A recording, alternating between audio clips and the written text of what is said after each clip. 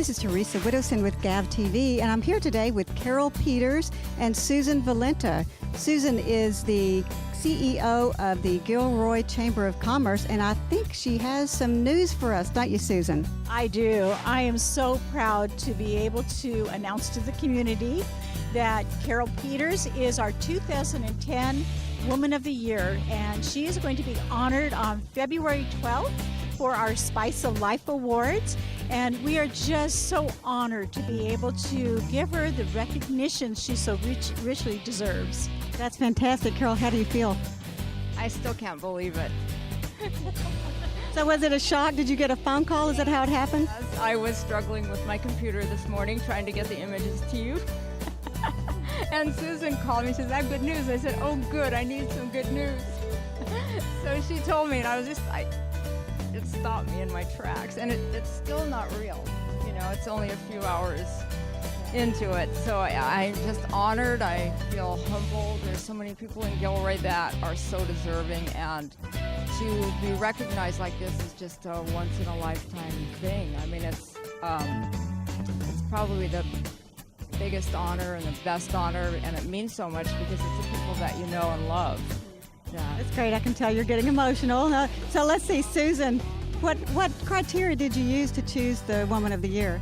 We acknowledge people over the years. We've been doing this for many years, of people that give back to the community in a lot of different ways. And you know what? Carol has been giving throughout her whole life. Carol was born and raised in Gilroy. She worked in Gilroy, but over the years, she has taught hundreds of children the arts, and they've gone on to productive lives. Then when Carol retired, she continued to contribute to the community, being on the Arts Commission with Leadership Gilroy, and not just with Leadership Gilroy, but taking the leadership role with that organization and building it, working with curriculum and really contributing her gifts back. And then, of course, working with the young people on the art project in the downtown, that, you know, it goes on and on. You know, this is just touching the tip of the iceberg, that Carol has left a mark on a lot of different people for many, many years. And it's time that we give you the recognition you deserve.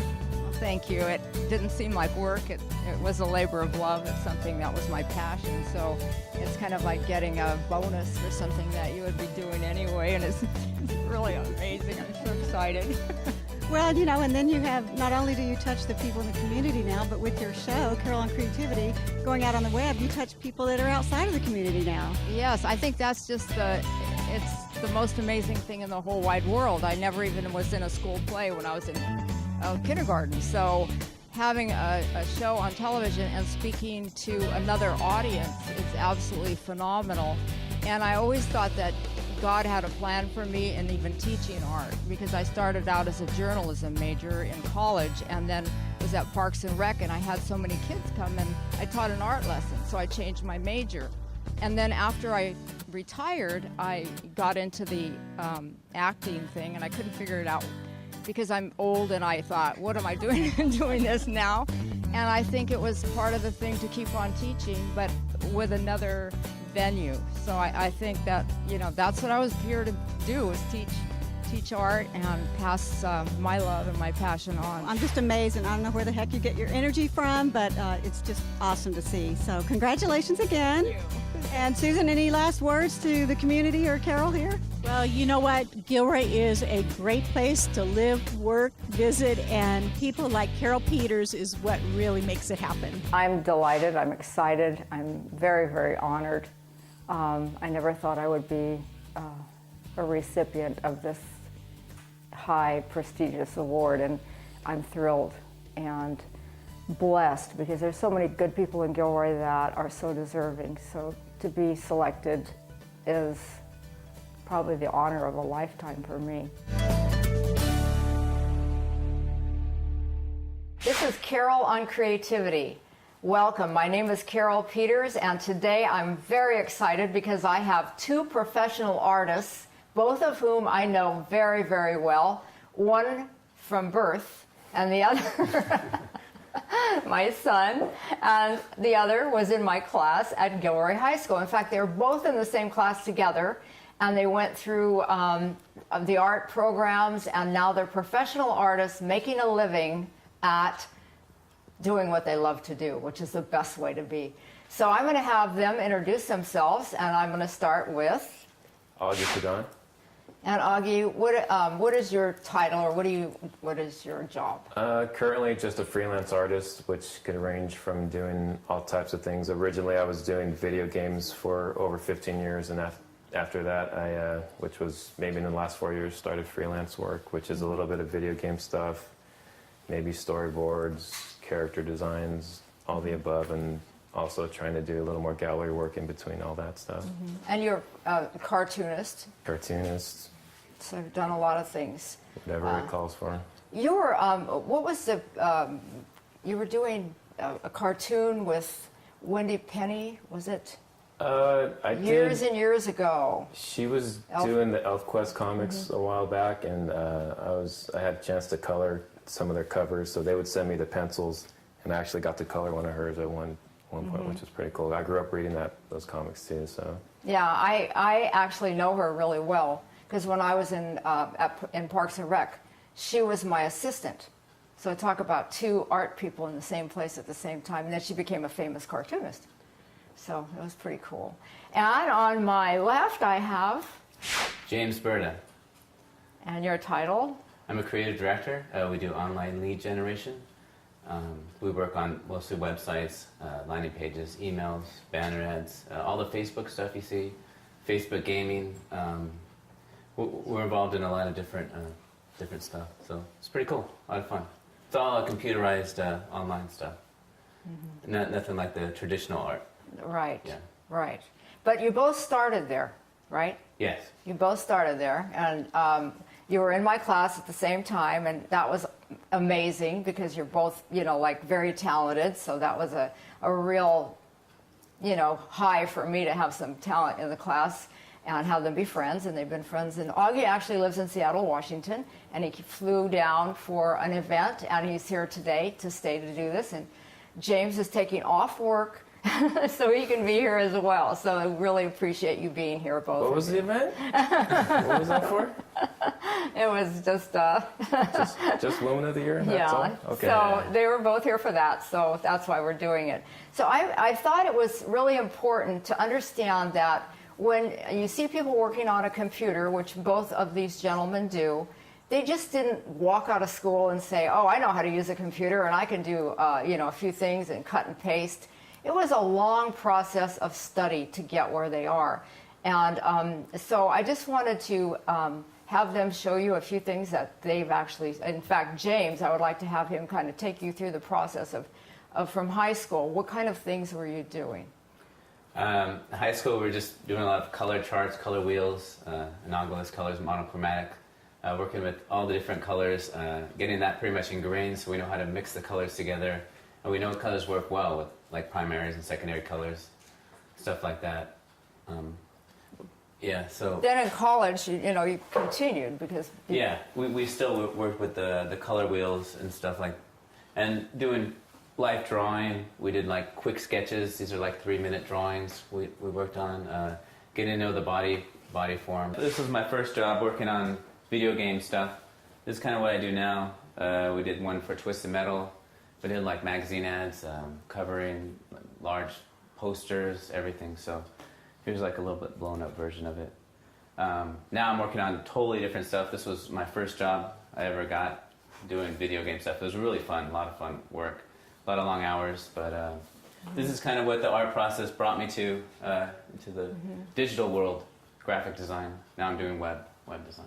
Yeah, the Sony PlayStation games, he did a lot of the covers for those as well. So that's pretty much, kind of like a really credit to your portfolio when you can go buy a game and then your name is on the back. So that's really I think you've paid your dues and you're there when you have that happen. And James did that. Actually, just to touch on a point Jimmy said with the sketchbook, my last job was at a video game company, and my art director, he always made it a point when he was interviewing people to come in. I mean, it's a video game and you're doing computer work, everything from 3D modeling to modeling characters or concept art, but he would always ask, it wasn't required, but he would just say, bring your sketchbook in if you have it. And that would just separate this batch of people that knew how to draw from these batch of people that didn't know how to draw. But Makes a difference. When I went down to the art center, the students, when they were applying for jobs with Disney and a lot of the real top corporations, they all had to have flip books because flip books showed motion or anything they'd done in movement. So each art has its own specialty. It's just like, you know, being a doctor, your foot doctor or whatever. So the art is very, very, you know, specific when you get to this level. So you have some beautiful, beautiful things here.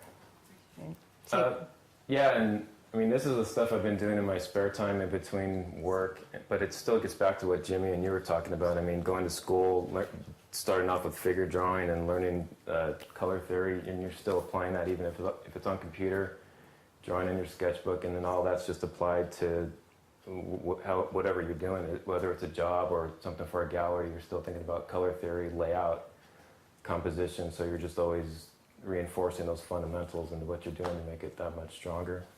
And you brought a portfolio Yeah. Of some of your work. And since Augie flew from Washington, you know, it's nice to have him bring some work, but it was small. We're going to be working large today because we're always working large. Yeah, and a lot of these are all acrylic paintings, and these are all bigger, and they're around the size that I'll be painting later. Like even these are like 5 foot tall canvases. But these are all acrylics, and they all start with a small sketch, a pencil sketch in a sketchbook, and then tightening that up, making it bigger, and then transferring it to a canvas. Some black and white work. This was for a local Seattle roller derby poster, and this is just some comic book stuff of my own that I've worked on a while back. Stuff is wonderful. Lots of detail. And I think we're doing the two styles because you both have such different styles. You know, Jimmy's looser, you're a little tighter, but the basic way to approach it is the same. Can you explain this? Oh, this was a friend of mine actually just had a bunch of these plexiglass plates that he was going to do something with, and originally I asked him if I could just use them for a palette, but when I was putting the paint down, it made more sense to, at least one thing I was going to try to emphasize in the painting later was that even though you're painting in color a lot of portfolios I'll see people are not pushing the values in contrast, so it's a good idea to take, even if you do a quick color sketch before you start and convert that maybe on the computer to a grayscale so that you can see the values and see if it's bright enough or dark enough. But anyways, getting back to this, I just started putting the colors on here, the grayscale colors, so you can put it up against your painting, and you can squint and see if you're in the right color value range as far as the grays compared to the colors. So it helps out that way. There's a lot of science and math, you know. Yeah. It's really a lot. So I think I'm going to let you guys get going, and we're going to put up your canvases and get ready to paint. Cool. Do it. Okay, let's go. All right, now we're back, and we're all set up and ready to go, and the guys have been kind of prepping for it. They have a sketch out, and I'm going to have each one tell what they're going to do as they paint. So, Augie, how'd you get this image going, and tell us the process. Well, I wanted to do a painting of Hellboy, so I started looking online for some photos of Ron Perlman from the movie, and just wanted something that had good lighting, nice shadows, and nice rim lighting, and just blew up the face and started doing a pencil sketch. Once I got the expression I liked, I scanned the sketch into the computer and just drew over that, just exaggerating it a little more. After that, after I got it where I wanted, I did a quick color study just to kind of loosely get in what I wanted. And just to kind of reinforce what I was saying later, I took that same color image, transferred it to a grayscale on the computer just to see, like even here the reds look bright, but if you look at these values, they're still kind of dark, so I just want something to keep in mind while I'm doing it on the canvas. And getting to the canvas, once I got the sketch where I wanted it on the computer, that was just printed out, blew it up. I don't know if you can see it over there, blew it up to the size of the canvas, transferred that onto here, and then just started going in with the paint and tightening up the transfer. So this is what you actually are talking about here. Yeah. With, Looking at yeah. at that one. So a lot of it's in the darker values, which I'll Yeah, you try don't to- hardly see this at all. Exactly. So it gives you an idea of how, how to mix. And then tell us what you used on this, because this is kind of an interesting. Oh yeah. Usually when I'm doing big pieces like this, there's a product called Ceral paper, and all it is just a roll of graphite paper that you can put. If you have your sketch printed out, Xeroxed out, you can put that over your canvas, put the Ceral paper in between, and it comes in different colors, like red, blue, white, depending on what your background color is, and it's just quick way to transfer it. And then this is. And then once that was transferred on there, I've been using this. It's like an acrylic ink. It's anything that's water resistant that you can put acrylics over, so that just makes it go faster. Yeah, and this is a nice tone, because if you outline with a black marker, it'll permeate through your color. Yeah, when you're laying that down and getting midtones, you just kind of want to stay in the middle value range Right. before you get to the. So a lot of actual prep even to get to this. A lot of time and a lot of preps. Thank you very much. And why don't you get started and start doing the wash, or you can whatever you want to do. And James, how about you? I'm doing Slash. I was trying to think of what I can paint, and I saw the Super Bowl, and Slash came out, so I was like, perfect, blam. So this is Slash's book. So I just grabbed something I could do pretty quickly, because this is only gonna be 45 minutes, and I just did a really fast, rough drawing of it. Most of it's gonna be black. I'm gonna paint it in color. Mostly just gonna be a little face showing there, so I can get something done super fast. Yeah. So right away, two pros, two styles. One, the process was a lot longer, more meticulous. This one's sketched out really fast. So that's what I'm talking about. Once you have the knowledge up here, you can do it any way you want to. It's your personality and what's inside you that matters. All right, you guys, go for it. Start painting, and I'll get out of your way. All right.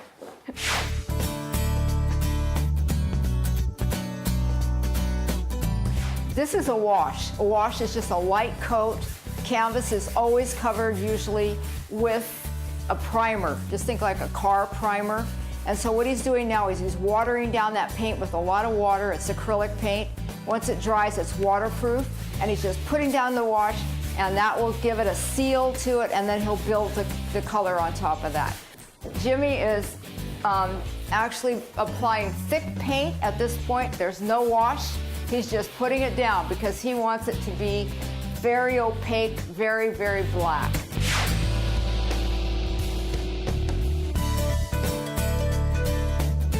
James has now applied the black, and you can actually see now the face. You can start seeing. You don't really need the details. You don't need the eyes. You don't need every detail in the mouth. You can see exactly what the person looks like. And this, with this big, strong black, really shows his attitude. He's got the attitude going, and that really reinforces it. If you look over at Augie, he's covering his completely with a wash. You can still see that outline coming through, and he's working very fast. So, two different ways of going.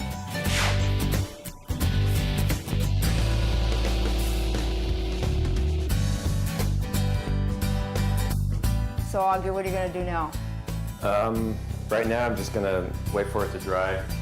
It's a little too wet to put on any more paint, but it's a nice mid-tone, and I just like to get rid of the white, so it's no white, no canvas. Just want to see paint. Right. And figure it out from there. And you're using a great big wide brush. Jimmy was as well. And now Jimmy's putting his on kind of thick, so there's a complete different way of working. Also, the brushes that we're using, just to show you, they're stiff, and they're for acrylics. If you use a soft watercolor brush, it'll just flop around, and you could hear Augie when he was painting, it was just making that swishing sound. So, you need to know that you need a stiff brush to actually push down on the canvas. So Jimmy, what are you doing right now? Right now I'm just laying a base tone, and I'm going to cover it with highlights and shadows. But you need that base to start with. So I'm just going to cover the whole thing with one color, and then start making the shadows after that. There's a lot of different kinds of paint. And just while they're working, Augie, what do you prefer when you're using paint? What kind do you actually use?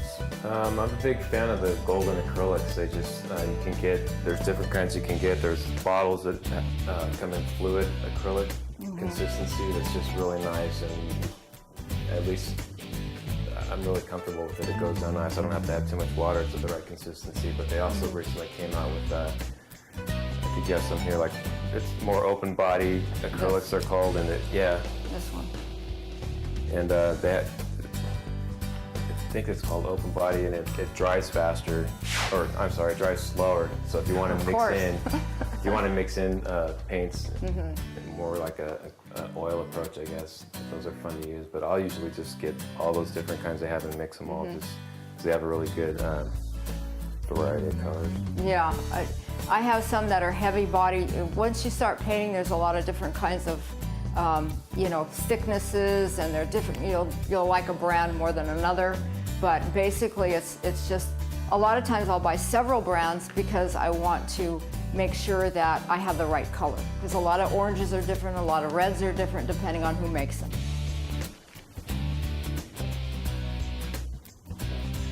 Okay, it's looking good. Cameras are hopefully capturing all the brush action here. Augie, we actually have this dry now, and you're working with some darks. Yeah, usually after I get a mid-tone, like this color was just to get rid of the white, like I said, and to have, it's just kind of a middle value so I can gauge my lights and darks. So usually I like to go in after that's in there and start bringing out my darks, so just lay it all in. I know that'll be my darkest value. This washes the middle value. Then I can start tightening it up with the highlights. And even when you look at comic books, like a good comic page will have the black spotted, like a lot of black, so that all the shapes and everything's popping, and I still kind of add that approach to even painting too, just getting those blacks in there. So you start with your darks. Yeah, and at the same time, with the darks too, like the shadows, it'll usually, like with the highlights, it's usually a warm light source, so it'll be the warm light source and then cool colors. So I'm just adding a little blue to the darker shadows. Yeah, and normally when I took painting, they said never use straight black because straight black is flat, especially if it's a realistic painting. With what James is doing over here, it's pretty much not. So he is using straight black. So you're basically, you have some burnt sienna, some raw umber, a base skin tone, a white, orange, and with those, pretty much you can make a good skin tone, lightening and darkening and putting the color in. Yeah. Sometimes even red, it depends. I think if you look at what Augie's doing, he's actually sketching around with that brush.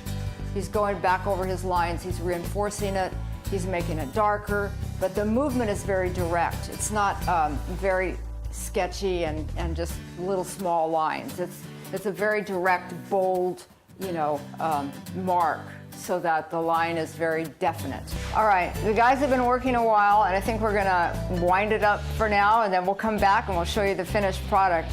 But we're gonna take a little break, and I'm just gonna ask each one of them if they had a word of advice. If somebody's in school and they love, painting, or they love computer-generated art, or they have that passion, what would you tell them?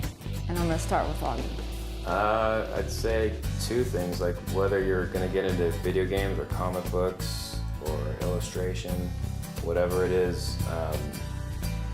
Number one, just learn all the fundamental stuff, the basics, keep drawing, but at the same time know what company you're going to submit your portfolio to and gear it towards that, whether it's a look of a gallery or a comic book company, whatever it is, and just research it. And on top of researching that, when you're trying to just keep up your own craft, just research old artists. Don't just look at one style or one artist from the past. Look at like who influenced that guy, who influenced that guy, and all those different styles. Or you'll just learn more, and it will just go back into your own art. And then that's a real reason to take art history, and to go to galleries and look, and go to several galleries. Definitely. Yeah. So that's a great piece of advice for everyone. And James? My number one advice would be, do not ever fall in love with your work, because clients want changes, everyone wants changes. You know, if you fall in love with your work, you start getting crabby. Oh, I don't want to change that. I love it. Oh, I just the way I want it to be. It's amazing. How could they want it changed? Trust me, just change it. It's that easy. No questions asked, no arguments. Just change it. Do not fall in love with your pieces because it could be you get in, you know, no use to be in a bad mood for nothing. You know, we all find out the hard way on that one, but. That's true. Yeah, anytime somebody gives me a change to do or changes, just change it with no questions. Because the client's always right, you know? Right. Yeah, not everybody's going to see it your way. And also, I've found too that sometimes when you're painting, you fall in love with an area, and then the rest of it doesn't work. And you don't want to change the area because where you love that, but you have to do that. So you fight with yourself as well. So I think that's a really good piece of advice, because you also learn by changing it, because you have to think more, you know, again, how am I going to redo it? Yes. So it's redoing it and making it look good as it was. yeah, great.